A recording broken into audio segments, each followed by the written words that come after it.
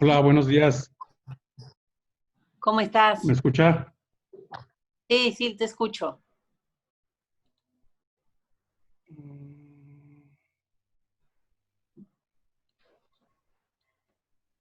Buenos días. ¿Cómo está? Bien, gracias, buenos días. Veo su cámara volteada, no sé si... Está volteada. A está como del lado. ver. Ahí está, Es que nunca sé cómo hacerlo. ahí está. Ya, Ahí, da igual, perfecto. no sé qué pasa. Ajá. Pues gracias por aceptar esta invitación de la Octava Televisión.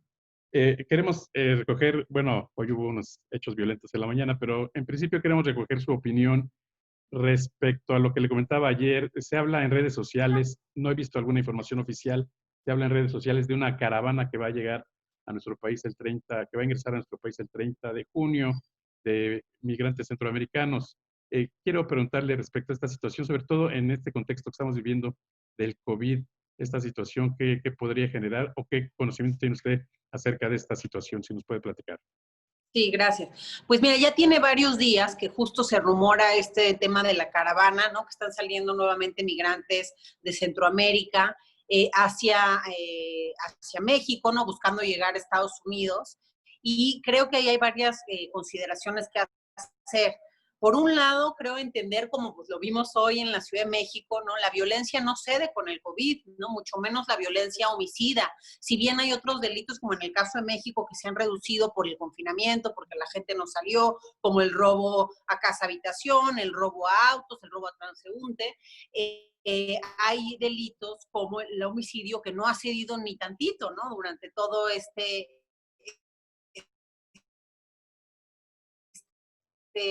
tiempo de confinamiento. El hecho de que hay un atentado en la Ciudad de México contra el secretario de Seguridad Pública, también creo que es un secretario que le ha pegado duro al crimen en la ciudad y eso pues tiene también sus repercusiones, en fin. Pero en el tema migratorio también tiene que ver la seguridad y la violencia. Porque recordemos que esos países de donde vienen los migrantes, Honduras, El Salvador, el propio Guatemala, pero de manera principal Honduras, que ha sido en los últimos años uno de los países de mayor expulsión migratoria, y muchos de los de las caravanas, recordemos que eran de Honduras y de El Salvador, en su mayoría, creo que también impacta por allá lo que nos está sucediendo en México, ¿no? Quizá de una forma incluso más cruda.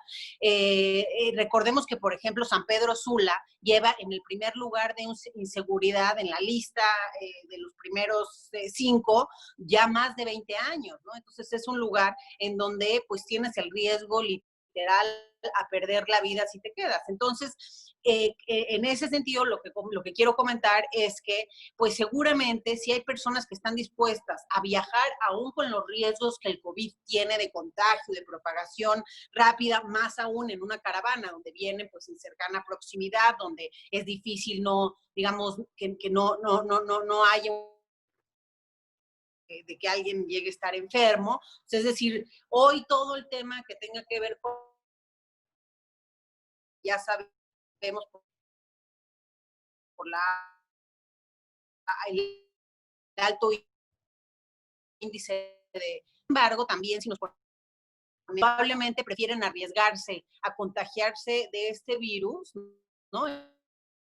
En su país, porque muchos de estos recordemos que también huyen tratando o intentando pedir asilo en otro país, casi siempre lo que en Estados Unidos, desgraciadamente, también derivado de las políticas de Donald Trump, en los últimos años,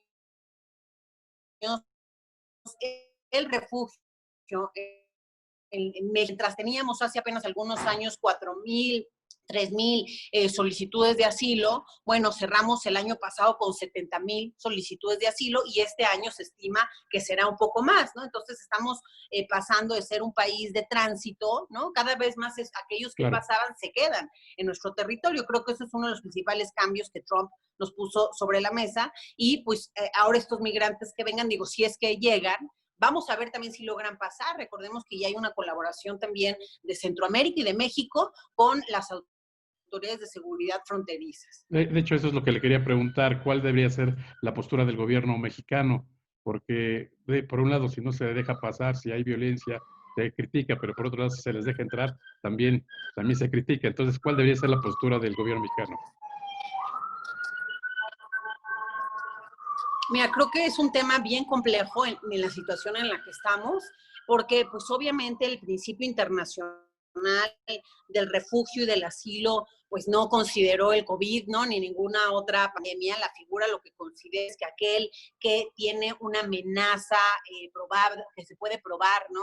En el país de origen pueda recurrir a esta figura, pueda ir a otro país a pedir ayuda. Sin embargo, pues obviamente no se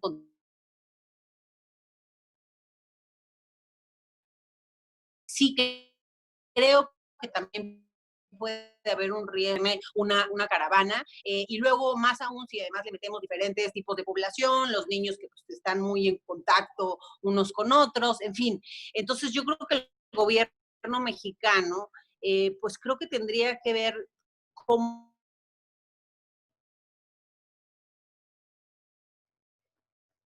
la frontera, pero, pero sí creo que se deben analizar casos uno por uno. Entonces, por eso cómo ni cuándo. Entonces creo que la autoridad sí tiene que meterse más en este detalle y en caso de que así sea, revisar los casos, porque algo que sucedió en las caravanas anteriores, es decir, en las primeras caravanas que hubo al inicio de la administración, que fueron alrededor de 15 o 16 caravanas, una tras otra, que eso también es muy complejo, vimos que el gobierno tuvo mucha apertura, como de apertura, ¿no? Y eso cambia Sí. en el momento que se hace el acuerdo con el presidente Trump para justo detener esta situación, vuelve después de algunos meses de que ya habíamos dado buenos resultados a Washington, ¿no? De esta,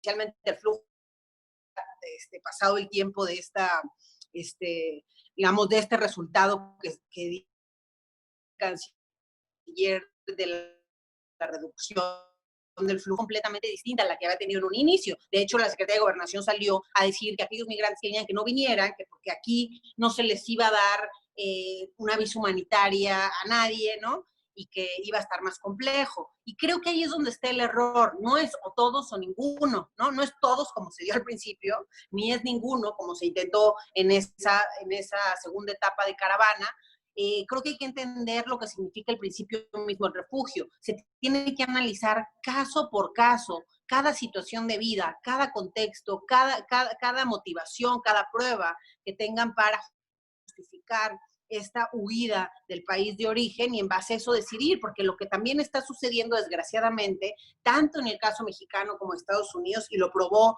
Human Rights Watch en su último informe que se llama, que salió hace algunos meses, que se llama Deportados al Peligro, es que de alrededor de 300 personas que habían pedido el asilo en Estados Unidos, pues habían sido deportadas 200 y tantas, ¿no? Y estas personas que fueron deportadas, el 70% de ellas, a su regreso, fueron lastimadas, matadas, mutiladas, afectadas en su seguridad. Entonces, realmente sí estaban huyendo del riesgo a perder la vida. Entonces, creo que tiene que hacer México el justo medio para Claro. entender qué casos son susceptibles de apoyar, no deportar a todos así. Y bueno, creo que algo que ha faltado al Estado mexicano y es urgente, si la Guardia Nacional va a estar haciendo y cumpliendo con tareas migratorias, es urgente que tengan una capacitación en los temas migratorios, en los temas de proximidad ciudadana, en los temas de mediación comunitaria y trabajo con poblaciones vulnerables, porque no están preparados para eso y pues eso no es culpa de ellos, simplemente los mandaron a esa parte a cubrir una tarea para la cual no están ciertamente capacitados. Puntualizar un punto. Es sumamente grave lo que dice respecto a esta encrucijada en la que se ven los migrantes. O es la violencia o es el COVID. Tienen que ellos también poner sobre la balanza qué es lo que prefieren. Y las dos son un riesgo, por supuesto. Sí, creo que esto es lo más grave, ¿no? Y así como tú bien dices, también para el gobierno, pues no está fácil. Ningún gobierno la tiene fácil ante una disyuntiva de una emergencia de salud pública que hoy es una realidad. Y más en México, que bueno, cada día, aunque pareciera que ya la gente cada vez se relaja más, cada día tenemos más contagios. Esto no se ha acabado, es un tema que sigue en ascenso. Es preocupante también, creo que lo que está pasando en términos de salud pública en nuestro país. Y especialmente hemos visto contagios o brotes generales, digamos, en algunos albergues, en lugares donde se concentran muchas poblaciones, o sea, mucha gente en un sitio. Entonces, creo que el tema de los migrantes al final sí tiene un alto riesgo, estas poblaciones en movilidad, por sus contextos de movilidad y por su contexto de ir en conjunto, pues ya presenta un riesgo mayor para el tema del COVID. Pero, pues como decíamos, es una encrucijada en el que, pues no sé si tenemos un poquito de empatía, no sé, a lo mejor yo también preferiría arriesgarme a contraer COVID que a que me maten, ¿no? De una bala en mi país. Las historias de vida que yo escuché de muchos de los que venían en algunas de las primeras caravanas, pues era, mira, yo vi una mujer con su hijo que decía, mira, mi papá ya lo mataron, a mi hermano también, tal, quedo yo con mis hijos, pues tengo que huir. Entonces, sí hay que entender que hay casos muy complicados y eso creo que a veces se pierde de vista, que no son solo números, son historias de vida muy complejas y con mucha dificultad de vivir, a veces en los países de origen, porque también mucho en algún momento la migración se dio en base a factores de empuje por temas económicos, es decir, en búsqueda de mejores oportunidades. Eso sigue siendo un factor de empuje, pero sí creo que es muy importante subrayar que es la violencia y el riesgo a perder la vida el principal motivo por lo que muchas personas deciden dejar sus países de origen y ir en esta búsqueda a otras naciones. Hay quienes hablan de que no es una caravana que vaya a ingresar masivamente, sino que se está haciendo poco a poco tipo operación hormiga. ¿Esto es factible? Pues mira, yo creo que en términos de estrategia para los migrantes, si realmente quieren entrar, pues es mejor hacerlo por esa vía. El problema de eso, ¿no? Efectivamente, es mejor hacerlo por esa vía porque pues es más fácil entrar de poquitos, ¿no? Como de botín histórica. Sin embargo, también hay otro problema ahí que hemos visto también en estos últimos años. Lo que han hecho es agarrar caminos cada vez más difíciles, más complejos, más peligrosos. También ha habido afectación a su seguridad en estos caminos. También ha habido secuestros. Decía el presidente que no hay secuestros de pobres. Sí ha habido muchos secuestros de migrantes. Ha habido muchas, no solo secuestros, sino ha habido violaciones de diferentes tipos, ¿no? Entonces sí hay un ataque, extorsiones, muchas cosas han pasado con los migrantes, los niños y las mujeres tienen todavía un riesgo mayor, ¿no? Por su condición también de mujer y de niño, que el crimen también abusa de manera más fuerte de ellos. A los niños también hemos visto una cooptación por parte del crimen organizado de estos pequeños, ya que por su edad y por su perfil les sirven para ciertas tareas en la cadena criminal, como el halconeo, por ejemplo, ¿no? Entonces creo que pues es un tema complicado en el que México creo que tiene que sacar su cara humanitaria, sí de una forma ordenada, sí cuidando la seguridad también, digamos, sanitaria, pero no podemos tampoco darle la espalda a personas pues, que están en ese riesgo que ya estamos hablando y que aún así están dispuestas, digamos, con todo el COVID a viajar porque tienen miedo de que les suceda algo en su país de origen. Recordemos que el COVID ya lleva meses, ¿no? Entonces, Sí. pues la violencia no tiene tiempos, no entiende de emergencias sanitarias, ¿no? Como hemos visto, especialmente la violencia homicida. Y bueno, pues creo que va a estar complejo, pues. Las autoridades sanitarias deberían, sea cierto o no sea cierto, esta caravana, establecer protocolos en la frontera sur para evitar un rebrote o mayores contagios.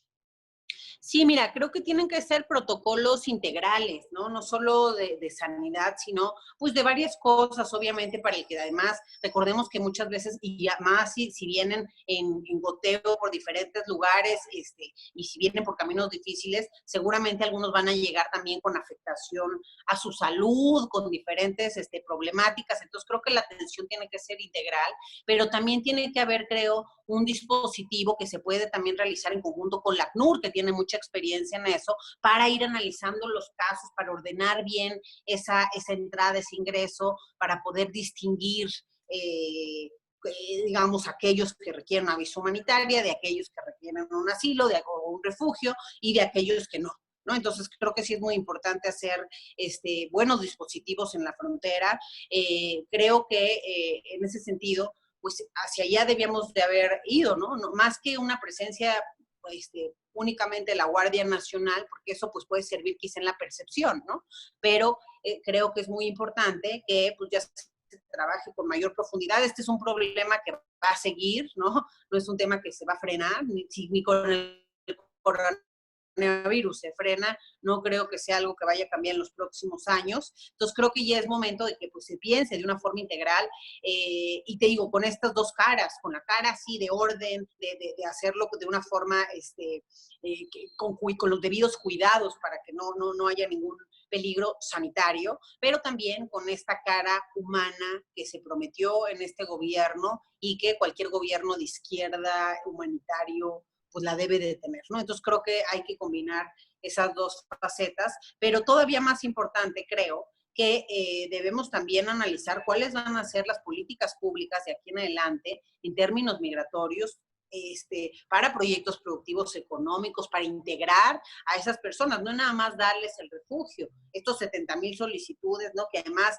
incluso ni siquiera la Comar tiene suficiente personal, se tardaron mucho más de los plazos debidos para decirles a estas personas si se les otorgaba o no la figura, había un 3% de avance al final del año, entonces realmente creo que se tiene que pensar ya con una visión de política de Estado en estos temas migratorios. Hablábamos hace poco en un foro que estoy organizando con la Universidad de Harvard, con la diputada Cristal Beneses, y ella también nos ponía sobre la mesa, ella es la presidenta de la Comisión de Migración de la Cámara de Diputados, y ponía sobre la mesa los retos que ellos también han tenido pidiendo estos presupuestos, ¿no? Exigiendo que a algunos programas pues se les otorgue recursos, que realmente haya una apoyo económico para estos programas y para esta integración migrante que se requiere, porque de otra forma, pues va a generarse también caos en algunos lugares y solamente tienes la presencia de la población, pero no hay un lugar donde trabajen, no hay un lugar donde vivan, no hay un lugar que los atienda, no hay una escuela para sus hijos. Entonces creo que sí es un tema que tiene que verse desde una perspectiva humana y transversal y de política de Estado, no únicamente a través de decisiones de si los dejo entrar o no los dejo entrar. O sea, es una cosa mucho más compleja. Claro, evidentemente la situación económica de México también es un factor que influye, porque si no hay empleos, no hay oportunidades para los mexicanos, pues es complicado darle oportunidad a alguien que viene del exterior, ¿no?